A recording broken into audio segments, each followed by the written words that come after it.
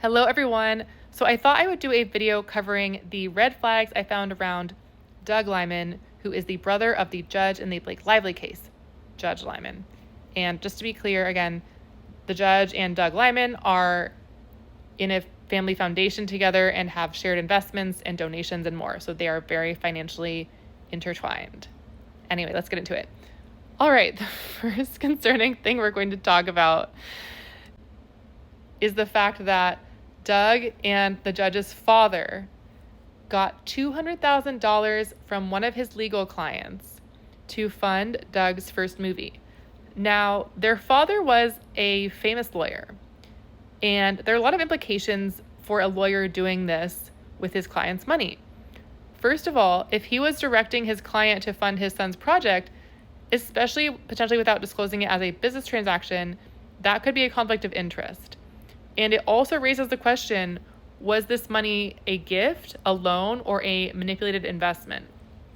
I also want to point out that for this man to use his position as a lawyer for personal gain, especially for his son, that could be grounds for discipline or a lawsuit or more, depending on the circumstances. Pretty serious actions to be taking as a lawyer. And I also want to point out that lawyers owe clients a duty of loyalty and prudence. So encouraging them to fund their son's, encouraging a client to fund a relative's movie, especially when that relative has never even shot a movie before. So this is a very risky investment. That could be risking that standard here. And again, this was a famous lawyer, so he fully knows the implications of his actions. He was very well known. It's really concerning and highlights that there are a lot of problems throughout the family, in my opinion. Also, I wanted to note that Doug Liman's father gave him access to people like Steven Spielberg, and Doug would fly on Steven Spielberg's private plane. So that's part of his growing up experience. And it's so interesting that this judge, who came from a massively connected family with deep connections in Hollywood and more, is now overseeing all of these Hollywood cases with Harvey Weinstein and Blake Lively and more. Anyway, let's get into more of Doug Liman's behavior on set and in his personal life. And this is not a discussion of fraud, but it does bring up some really concerning things. First of all, Doug Liman apparently lit his friend's bed on fire with rigged firecrackers, which I cannot even believe. I can't even believe that's something that he did. And so risky, and ties back to the arson thing a little bit, maybe.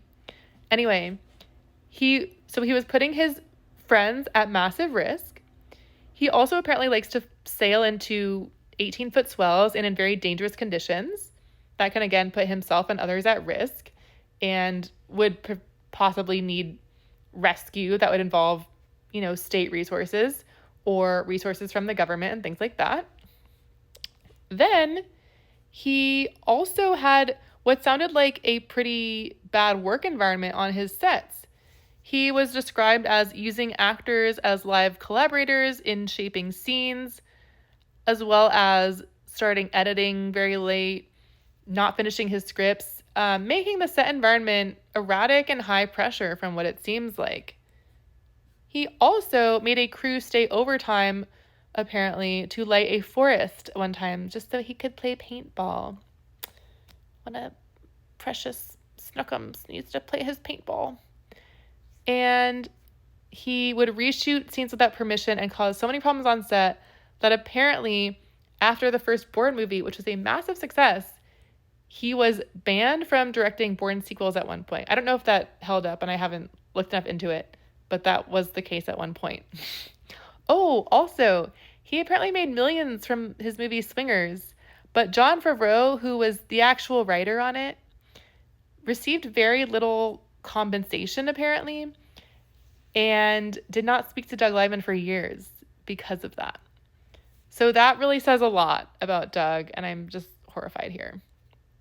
Also, really sketchy.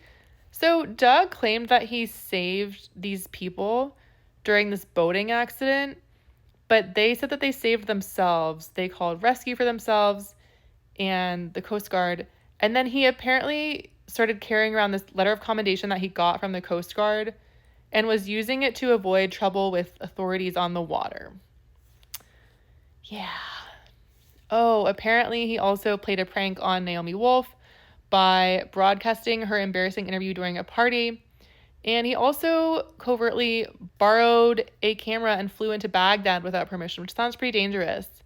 So this is the person that we're dealing with. This is the judge's brother. And these are some of the dynamics with him and their family. Let me know what you think.